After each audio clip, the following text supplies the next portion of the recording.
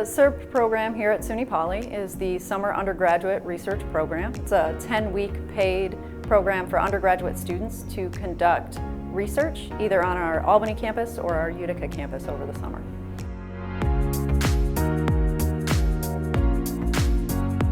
Each experience is unique to the student and the faculty.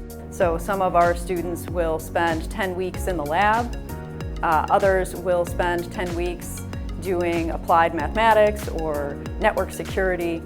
So it really has a broad range of diverse projects. I wanted to do research in some capacity. The SURP program is kind of a way to get in there. It's a way to get experience. I thought, like, even beforehand that I was going to feel a little bit like a grunt, like, oh, I'm growing the cultures and all the rest of the stuff is going to be done by the professor, but I got like a week and a half, 2 weeks of training, so I knew what I was going to be doing, and then after that she's like, I trust you to do this. Working with faculty is very nice. It's a very good relationship.